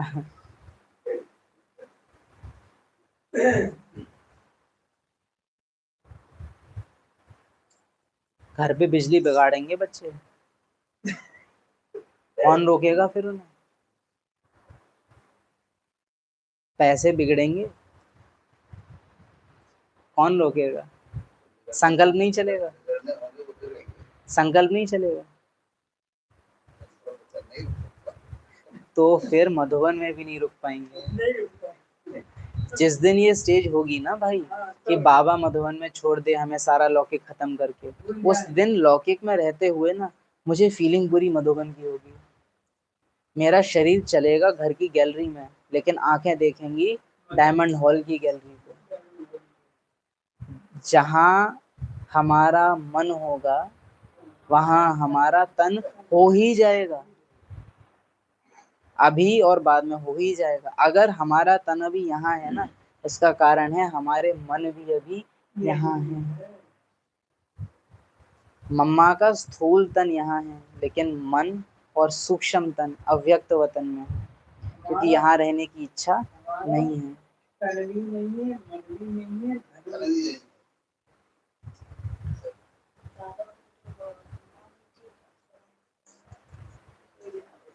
अंतर होता है तभी घर का अनुभव कर पाते हैं।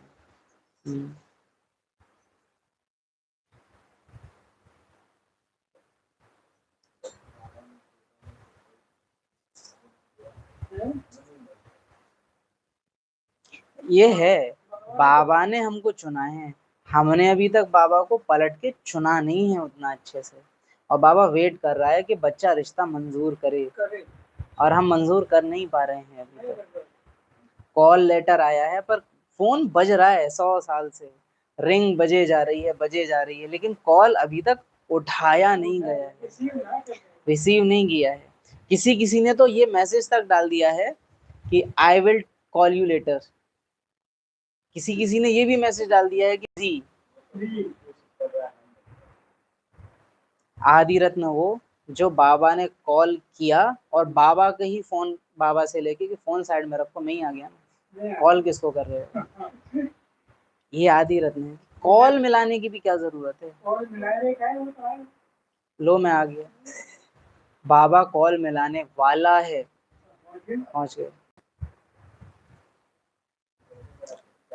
जो संदेशी होती है ना, उसमें ये बहुत बारीक अंतर था। नीलू बहन ने बताया था कि अन्ना जो संदेशियां होती है ना, उनको बाबा खींचता है तो उनको फीलिंग आती है कि बाबा बुला रहा है और वो ट्रांस में जाती है। बट दादी गुलजार के साथ कंडीशन क्या थी कि बाबा बुलाने वाला है, दादी को पहले से फील हो जाता था। और नीलू बहन से बोलती थी कि बाबा याद करने वाला है, ऐसे हाथ कर देती थी, बाबा बुलाने वाला है। और वो बाबा के बुलाने से पहले कि इतनी ज्यादा कनेक्शन है कि तुमको संकल्प उठे कि मैं आऊं, उससे पहले तुम्हारे भाव के भी भाव को मैं जानती हूँ। बाबा हमारे भाव के भी भाव को जानता है, दादी बाबा के भी भाव के भाव को जानती है कि इससे पहले इनको इच्छा हो, मैं सामने हुजूर हाजिर। इसीलिए तो ब्रह्मा, मम्मा और दादी गुलजार, ये 3 आत्माएं मोस्ट वंडरफुल आत्माएं सारी 800 करोड़ आत्माओं में। इन जैसा कोई नहीं है और तीनों एक दूसरे से अलग हैं, बट तीनों मोस्ट फेवरेट हैं ये बाबा को। और इनका पार्ट सबसे विलक्षण है पूरे यज्ञ में, पूरे यज्ञ में।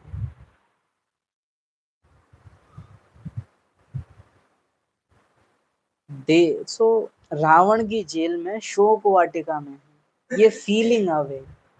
सीता कैसे होगी, दिन रात तड़पती होगी, कब आओगे कब आओगे राम, कब आओगे कब आओगे। यहाँ का सुख तो काग विष्टा समान मिसल है, कोई भी प्रकार का संशय नहीं आना चाहिए। देह अभिमान में आने से फिर अनेक प्रकार के प्रश्न आदि उठते हैं। फिर बाप जो धंधा देते हैं वह करते नहीं। मूल बात है पथ से पावन बनाना, दूसरे कोई भी संकल्प उठाने की दरकार नहीं। तुम सब सेना हो, तुम पायलट हो, रास्ता बताने वाले। सबको बोलो अब शांति धाम सुख धाम को याद करो, कलयुग दुख धाम को भूल जाओ। शिव भगवानुवाच विनाश काले विपरीत बुद्धि विनशंति, और विनाश काले परमपिता परमात्मा के साथ प्रीत बुद्धि विजयंती। सी आज की डेट में आप ये नहीं कहेंगे कि सुख धाम को याद करो, परम धाम को याद करो। इनको जो दुख मिलने हैं वो इनको मिले हैं, सिंपल। इनका कलयुगी पाठ पूरा हो, सबका भला हो, सब दुख पाएं। एक्चुअली ज्ञान के हिसाब से कह रहे हैं कि इनको जिन जिन रास्तों से सुख मिलते हैं उन सब रास्तों से इनको दुख आए। दुख से ही वैराग्य है, वैराग्य से ही मुक्ति है।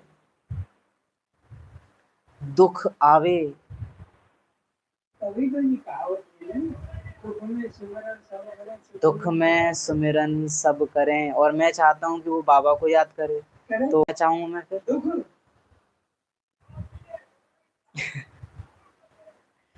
ये हमारी शुद्ध भावना, शुभ इच्छा, कल्याणकारी इच्छा प्रैक्टिकल है। जब तक दुख आएंगे, सोचो ना, हम आत्माओं को बाबा, हम तक को दुख आता है तो हमारी याद बढ़ जाती है बाबा को, तो वो तो अज्ञानी है। उनको कितना अच्छा खासा दुख चाहिए ताकि वो बाप को याद कर सके, और हम चाहते हैं कि उनको दुख न आवे, तो ये नहीं होगा। कोई भी यही चाह रहा है, मेरी संपत्ति, मेरे संकल्प, मेरा संस्कार किसी को भी दुख मिलने से अगर बचा रहा है, स्थूल शारीरिक ड्रामा का दुख मिलने से बचा रहा है, मैं ड्रामा के लिए रोड़ा हूँ उस आत्मा की मुक्ति में। क्योंकि अगर मैं हट जाऊं तो ड्रामा बैंड बजा दे उसकी, बट बिकॉज ऑफ मी मैं उसे जो है मैं उसको मुक्त होने नहीं दे रहा। तो ड्रामा क्या कर रहा है, एक ऐसी योजना सी, जिस पल आप किसी आत्मा को दुख मिलने से बचाते हो, उसी पल ड्रामा एक योजना शुरू कर देता है कि इसको दूर करना है इससे। तो वास्तव में आप चाह ये रहे हो कि मैं इसके क्लोज रहूं, बट ये चाहते ही ड्रामा ने क्या चाह लिया है, दूर करूं। मैं इसको दूर करूंगा। तो असल में तो ड्रामा से जो है, जो बचाया पाए भले ही ब्राह्मण है, लेकिन बाह्य में किस तरह ज्यादा ज्यादा हमदर्दी बन रहा है और ये होगा, है? ये होगा। होना चाहिए। किसी भी आत्मा ने जो दुख अनुभव नहीं किया ना, सी क्या है, अभी स्टोरी चल रही थी नॉर्मल, है ना, day by day story. Drama रोज एक पैरासीटामोल देता, रोज रोज एक चीरा लगाता और वो ठीक हो जाता, फिर एक चीरा लगाता, फिर एक ठीक हो जाता। मैं क्या कर रहा था, मैं ड्रामा को चीरा ही नहीं लगाने दे रहा था उसके, चाहे मेरे धन, मेरे इमोशंस, मेरे संस्कार, मेरे कंफर्ट की वजह से वो आत्मा बार बार बच रही थी ड्रामा से मिलने वाले दुखों से। अब ड्रामा को मजबूरन क्या करना पड़ेगा, एक साथ पहले तो अब वो योजना बना रहा है आपको दूर करने की, उसका टाइम उसमें जा रहा है, तो आप ड्रामा का वेस्ट करवा रहे हो।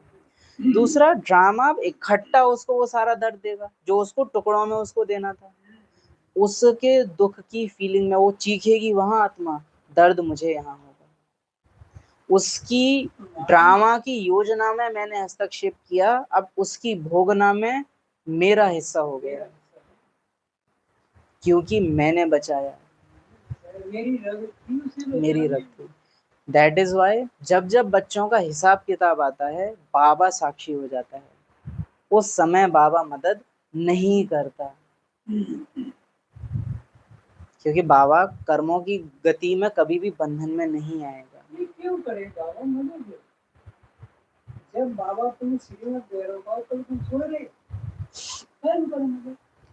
सो विशेष ये डायरेक्शन देंगे जो भी सुन रहे हैं, चाहे लौकिक हो या अलौकिक हो, और विशेष कहेंगे अलौकिक आत्माओं का इलाज बाबा कर लेगा, अलौकिक में जो है ना उनका इलाज बाबा कर लेगा। सी अलौकिक में क्या है ना, आप पाएंगे लौकिक में आप कुछ गलत कर रहे हो ना, उसका रिएक्शन इंस्टेंट नहीं है, अलौकिक में आप कुछ गलती करो, आपका उसका रिएक्शन इंस्टेंट देखने को मिलता है, विच मीन्स अलौकिक में ज्यादा गड़बड़ आपको ड्रामा करने ही नहीं देगा, लेकिन लौकिक में आप गड़बड़ करेंगे, ड्रामा आपको ज्यादा रोकेगा नहीं, आपको करने देता है वो गड़बड़, क्योंकि यहाँ कई जन्मों की बात है, तो बाबा तुरंत रोकता है आत्मा को। वहां बात केवल इसी लास्ट जन्म की है, तो फिर उतना फास्ट रिएक्शन नहीं आता, बाबा ज्ञान के थ्रू आपको डायरेक्शन देता रहता है। मेरा तन, मन, धन, संबंध, मेरी शक्तियां, मेरे अनुभव किसी के भी कलयुग को एंजॉय करने में मददगार ना बने, किसी के भी कलयुग को एंजॉय करने के मददगार ना बने, मेरी वजह से किसी का कलयुग सुखदाई ना बने। ये स्टेटमेंट अच्छा है, मेरी वजह से किसी का कलयुग सुखदाई ना बने। नहीं, वो अपने आप कलयुग को दुखदाई बनाना नहीं पड़ता, बाई नेचर वो दुखदाई है, तो है ही दुखदाई। लेकिन मुझे सी कीचड़ में किसी के लिए परफ्यूम नहीं छिड़कना है कि अरे दुर्गंध आ रही होगी, मुझे किसी ब्राह्मण को ये नहीं बताना है कि लहसुन नहीं खा सकते, कोई बात नहीं सटक जाओ पानी से। सी ना, मुझे रावण का युक्त वजीर नहीं बनना है कि भाई कैसे पहुंचे तू, राम को धोखा कैसे देना है, वो युक्तियां मुझे नहीं बतानी है किसी को। मेरी वजह से किसी का कलयुग सुखदाई ना बने,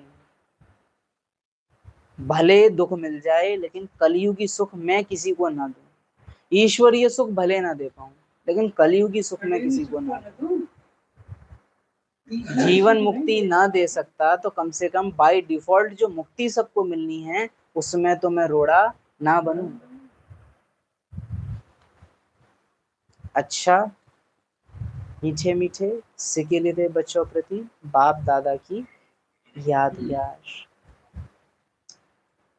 सैक्रीन जैसा बनाने वाले, सैक्रीन जैसा बनाने वाले, सर्व गुणों का सार समझाने वाले, सर्व गुणों का सार समझाने वाले, कर्मों की अति गुह्य गति बताने वाले, कर्मों की अति गुह्य गति बताने वाले, सच्ची प्रीत की रीत सिखाने वाले, सच्ची प्रीत की रीत सिखाने वाले, ऐसे मीठे मीठे ऐसे अव्यक्त निराकारी वतन के बाप दादा को, अव्यक्त निराकारी वतन के बाप दादा को, निराकारी आत्माओं की निराकारी आत्माओं की याद प्यार। याद।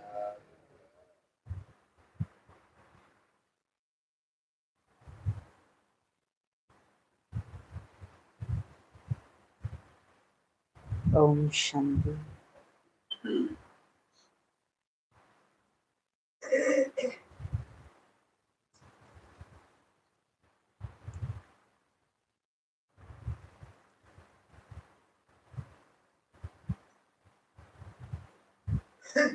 अव्यक्त इशारे जरा भी अंश मात्र संकल्प में भी किसी प्रकार की अपवित्रता है तो जहाँ अपवित्रता का अंश है वहाँ पवित्र बाप की याद जो है जैसा है वैसे नहीं आ सकती। इसलिए मनसा में भी अपवित्रता के अंश को समाप्त कर संपूर्ण स्वच्छ बनो। जो है जैसा है वैसा, इनकॉर्पोरियल, निराकार।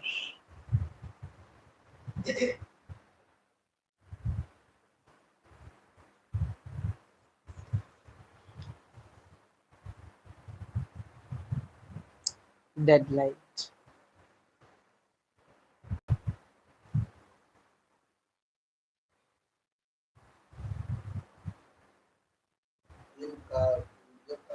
निराकार।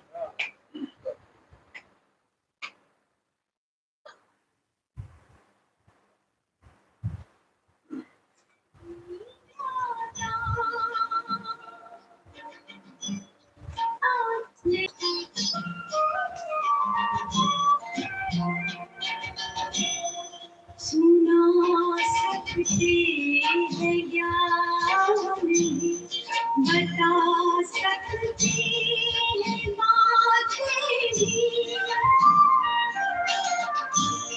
सुना सकते हैं ज्ञान नहीं, बता सकते हैं बातें भी। मिला है रस जो इस दिल को पिलाया वो नहीं जाता, तेरा प्यार है बाबा जो समझाया नहीं जाता।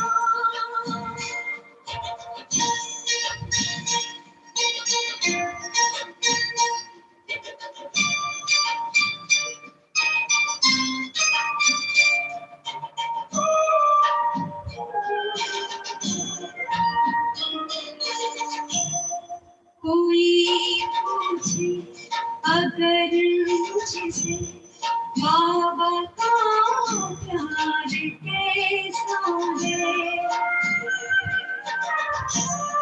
कोई पूछे अगर मुझसे बाबा का प्यार कैसा है, कबूल करके देख लो दिखाया वो नहीं जाता, तेरा प्यार है बाबा जो समझाया नहीं जाता।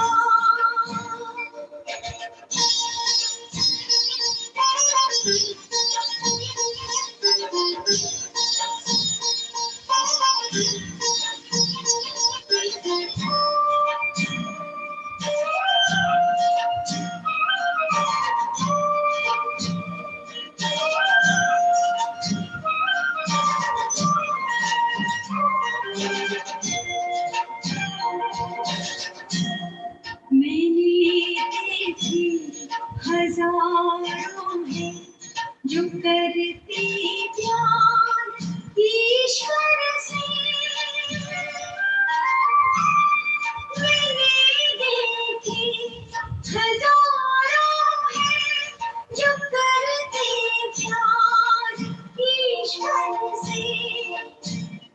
बंदे को किसकी आँखों में बसाया नहीं जाता तेरा प्यार है बाबा जो समझाया नहीं जाता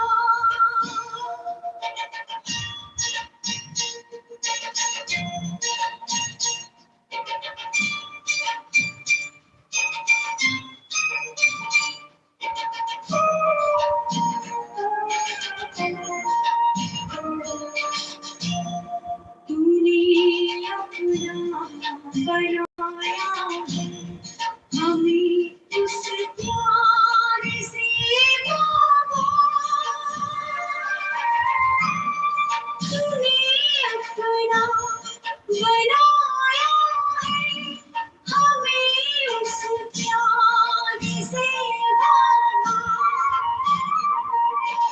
ऐसा बना है इस मन को छुड़ाया जो नहीं जाता तेरा प्यार है बाबा जो समझाया नहीं जाता